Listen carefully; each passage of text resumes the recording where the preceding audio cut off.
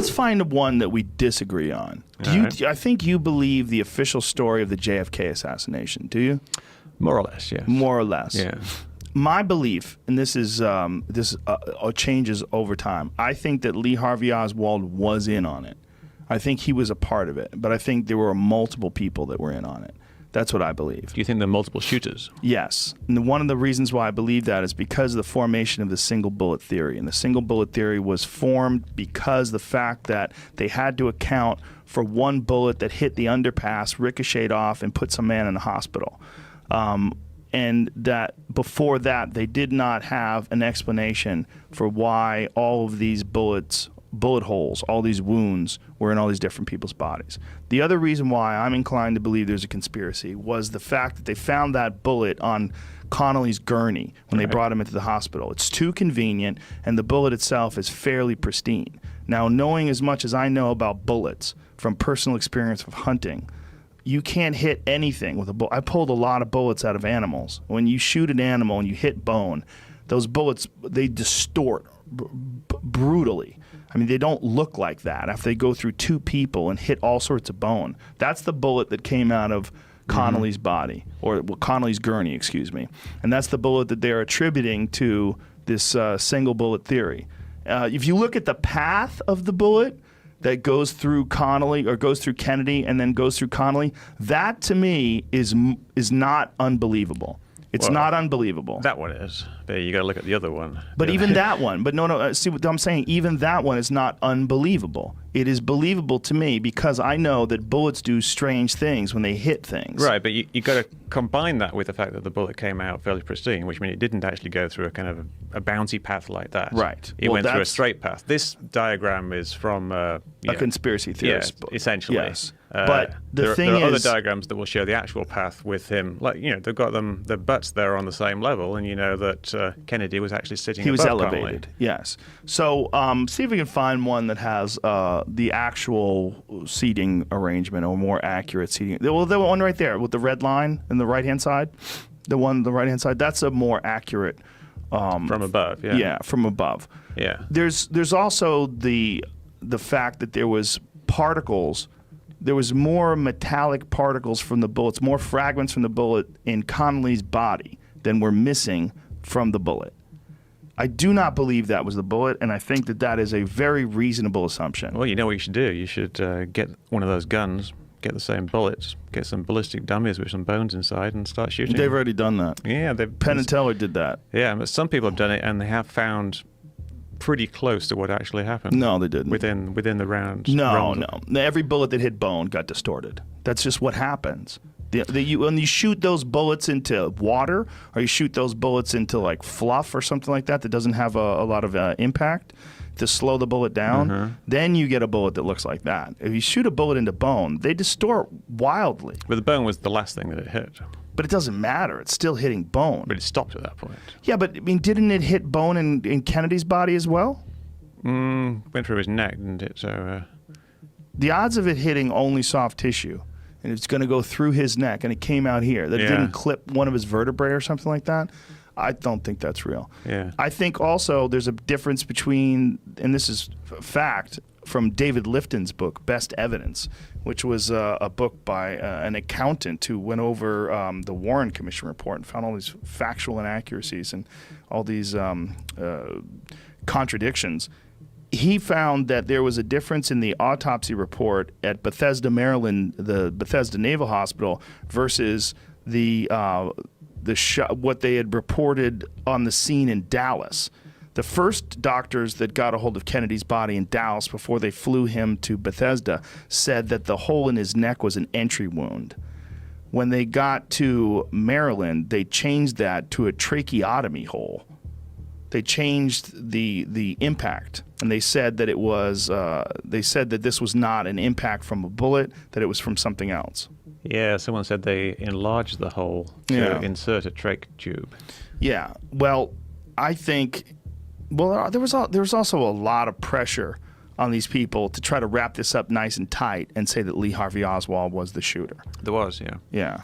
Yeah, there's this big thing about the CIA inventing the FBI. The FBI, well, inventing the term conspiracy theory was a CIA thing. I think it was the CIA. Yeah, and this was a couple of years after the assassination. There was a memo that went out where they were concerned about all these conspiracy theories that were coming out. And they used the term conspiracy theories, and then they said they should try to basically debunk them and make the people who spread them around look like conspiracy theorists, basically. Right. So the theory is that the term conspiracy theory came from that particular memo. What made you make the switch from like being a moon landing denier to like That's a good question. Crazy if you don't No, I don't think we're crazy. No, this is my take on it. Absolutely, I don't know enough about astrophysics, about space travel, about the science that's the work that's been done, about how to get a rocket to the moon and back. I definitely don't know enough. It's rocket science. And I've looked at a lot of very compelling documentaries that explain why they think it was hoaxed. And they'll show you some footage, and you can look at some of the footage, and it looks fake as fuck. There's some footage that, to me, looks really doctored. There's to this day? Yeah, to this day. Okay. There's some when you ever seen ones where it looks like they're on wires, like the astronauts are on wires? I have. There's some where there's a video where they look like they're on a trampoline. They're bouncing around on trampolines. Mm-hmm. The physics are different in different videos. This is where it gets weird. Like the physics are different from the Apollo 11 moon landing. We see them waddle around on the surface of the moon. They're moving at like half speed.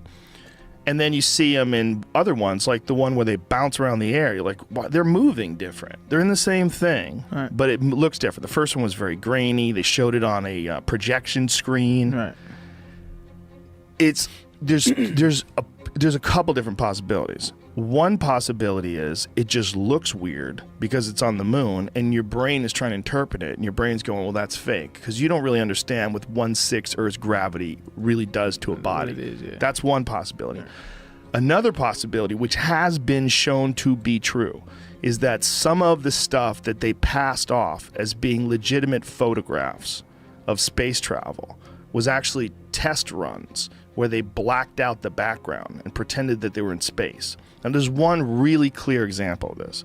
It's Michael Collins. Michael Collins, who was a guy who was aboard Apollo 11. Right. And Gemini 15, there's a photo of him in the middle of a, what is it when they walk around outside the spacewalk? They call it a spacewalk? Yeah. Why does that seem like a bad word? It's like spacewalk? Like if it doesn't seem like that's the official title. Well, he's in the middle of a spacewalk. It's probably something more. Yeah. A little more syllables. Yeah, something slicker. Anyway, so he's doing the spacewalk and he's got this harness on. He's holding on to this like thing. And it was apparently just an image that had already been published of him in a training exercise. And they blacked out the background and flipped the picture upside down. That's the joint right there. It's the same exact photo. Same exact photo. I mean, people have lined it up and switched it over. It's the same photo. It's just been edited. So the one on the left was them practicing how to use these. I don't guess that the harness is some sort of a thing that he's hanging on to. I guess it moves him around a little bit. Right. They were trying to practice it on the left, and on the right, they just passed it off. But those are publicity photos, right? Right.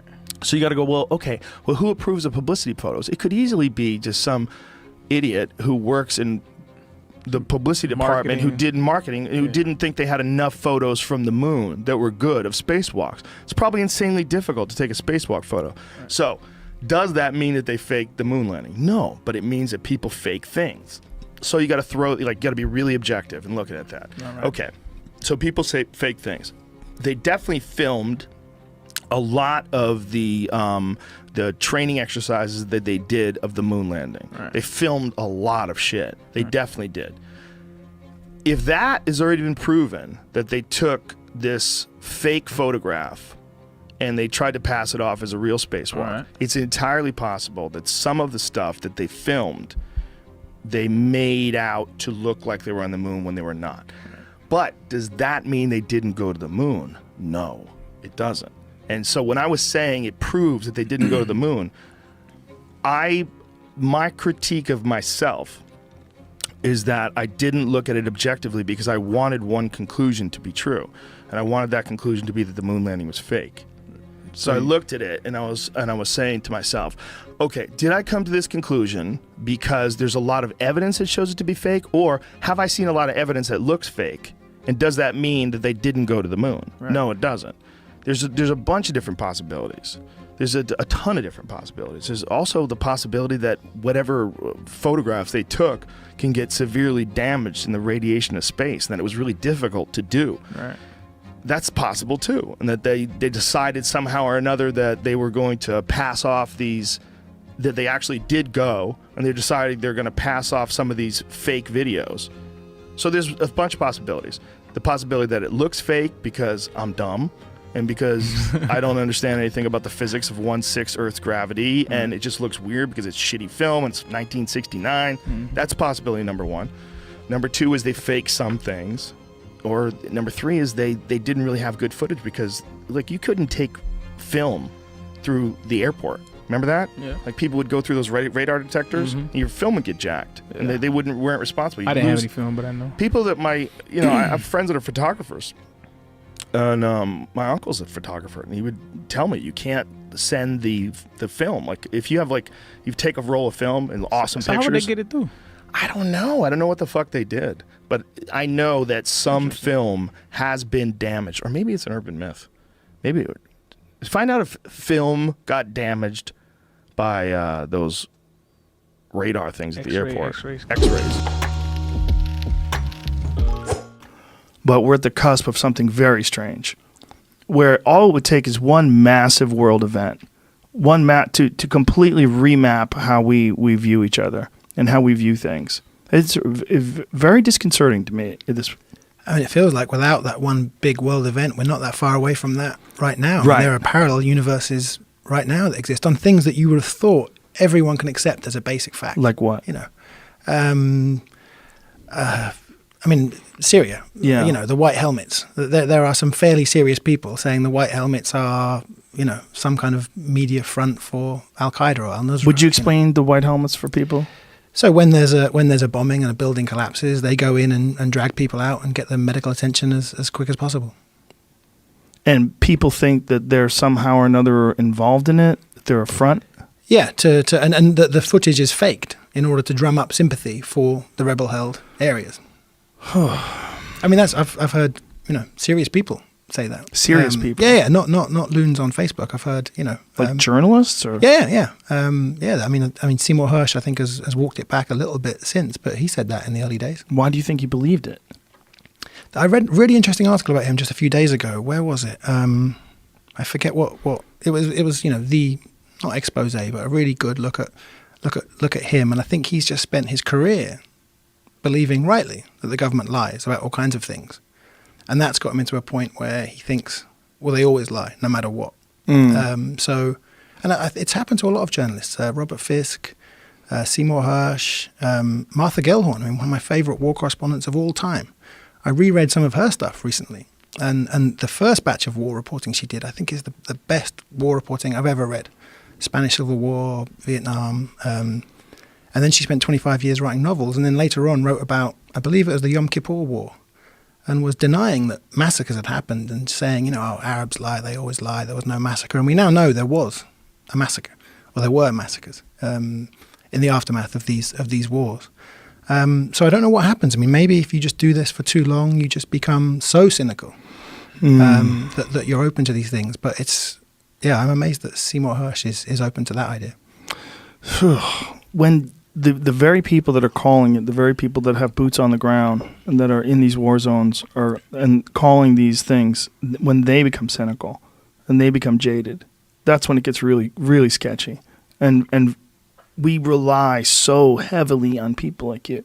Like I'm not going over there. Yeah. Jamie's not going over there. Look at him.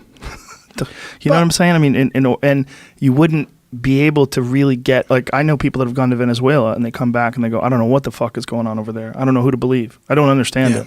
Venezuela is a very strange one. And I get messages all the time. And, I've had Abby Martin who goes over there and she has one take on it. And I have other people that I talk to that have a different take on it. And I do not know.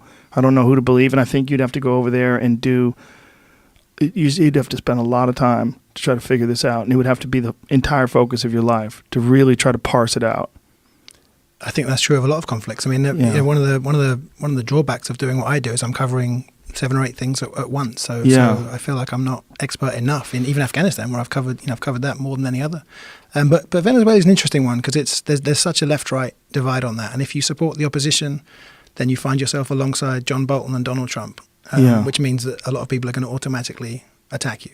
Right. Right. Automatically. Yeah. Even if it's correct. And I think it's, we can say without a doubt that Maduro has destroyed the economy there. Maduro has imprisoned, beaten, killed journalists. There is a movement there that do want genuine elections. But some people will say, well, just because George Bush in another area or John Bolton in this area support the opposition, therefore the opposition must be illegitimate and the information coming out must be false. And I wish people did rely on people who actually went there, but it doesn't feel like that. It feels like they rely on the guy behind the glass desk on the news with the loud opinion, rather than the people who are actually there. Well, we still have this idea in our head that the person who's reading the news is the authority. That Don Lemon has the inside scoop, or whoever it is. And I think it used to be that those guys would spend 20 or 30 years traveling, and then they'd get the cushy job behind the glass desk in the studio. Now it seems like you can go straight to the cushy job behind the glass desk. Well, we just need someone who's relatable, who can read a teleprompter, who fits the profile that they're looking for, whether it's Fox News or CNN, And also the information is there. There are fantastic documentaries, articles being written about all of these conflicts. Right. People aren't reading them. Well, with something like Venezuela, the real problem is you have 2 sides. You have 2 different versions of what's happening, and it's if you're not educated in that country and you don't understand their politics, it's very difficult to figure out who's telling the truth. Yeah, same with Syria. Yeah. And this goes into actually the evolution of human consciousness. And Terence McKenna was a good friend of mine. I love Terence. I especially loved him the last 5 years of his life because he made fun of himself so much. Terence, people took Terence way too seriously in many levels, but as his brother Dennis, which I think has been on your show a couple times. Yeah, Dennis is a great, love that guy. Great ally, great scientist. But Dennis said even if 10% of what Terence said was true, it's freaking amazing. And Terence and Dennis both came up with a stoned ape theory. Now it's not a theory; it's a hypothesis. A hypothesis is speculative, but cannot necessarily be as not yet proven. A theory is a hypothesis that has been tested and proven with facts. So I disagree with them in saying it's not a theory; it's a hypothesis. But the hypothesis of the stoned ape, which I think you've alluded to before, is that with climate change and as the savannas increase and our primate ancestors came out of the forest canopies, they're tracking across the savanna. And if you're a hunter, what do you look? You look for footsteps and you look for scat. And the most significant fleshy mushroom going out of poop in Africa, hippopotamus, elephant, deer, antelope, etc., is Psilocybe cubensis. It's a very large mushroom. You're hungry. You're with your clan. You consume it, and then 20 minutes later, you are catapulted in this extraordinary experience. Psilocybin substitutes as serotonin, becomes a better neurotransmitter, activates neurogenesis. It causes new neurons to form, new pathways of knowledge. So that's the stoned ape hypothesis, and it speaks to a mystery that the human brain, basically the brain cavity doubled in size in about 2 million years. Some people say it's less than 200,000. Homo sapiens less than 200,000 years? Yeah. Homo sapiens arrived 200,000 to 300,000 years ago. That's a big gap, right? It's a big gap. Well, the science is like that. So you want to be scientifically accurate here, I need to show the extreme margins of what's been estimated. So if we accept 2 million years that and it's been shown in the fossil record this is true, the oldest Homo sapiens fossils are 300,000 years old now. But we have a suddenly doubling of the human brain. And with that, our language centers increased, our ability to prognosticate, to plan. And there's no explanation for this currently. And even though we may not be able to prove it, I ask people to suspend their disbelief for a second. Now think of this. Our primate ancestors are going across the savannah. They ingest these mushrooms as a clan. Massive input for anyone who's eaten these mushrooms. Huge amounts of data is coming in. Fractal patterns, geometrical, landscapes occur. You have empathy. You have greater courage. You're fighting a saber-toothed tiger. One day you have a fear of it. We know now from neurogenesis and the extinction of the fear response that has been clinically proven, psilocybin allows you to reset and have different neurological pathways to respond to fear, overcoming the fear conditioned response, potentially PTSD, and there's a lot of research on this currently. But this wouldn't happen one time with one hominid group. It wouldn't happen 2 times, 10 times. It happened millions and millions and millions and millions of times over millions and millions of years. This leads to what I think is called, this should be called epigenetic neurogenesis. We know that there's a regeneration of neurons. We know that psilocybin substitutes the serotonin. It opens the floodgates of the senses. You have a lot more data coming in. And we know that you have the extinction of the fear response. So if you're the leader of your clan, you've had this traumatic event, either war or cataclysm from earthquakes, whatever the case may be, or encounter a saber-toothed tiger, whatever. If you're the leader of that clan and you can overcome your fear response, you have courage and you have empathy. Those are leadership skills. I think people should take note of it. People like to follow leaders who are courageous and yet kind, who they can trust. They'll have their best interests in mind. So I think this propelled, I think it's a very good explanation. It's an unprovable hypothesis. But now we're at a junction and we're ready for the next quantum leap in human consciousness. I think psilocybin should be looked upon as a nootropic vitamin. And there's a huge amount of interest in this.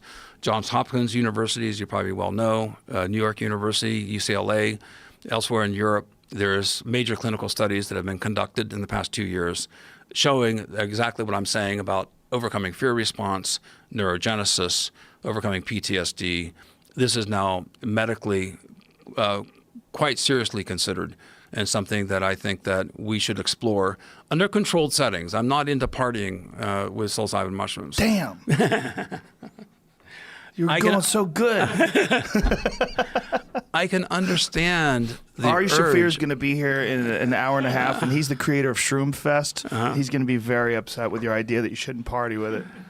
Well, I think there's greater benefit to Well, yourself, I agree with you. yourself I'm joking around. and humanity. I think these are serious tools.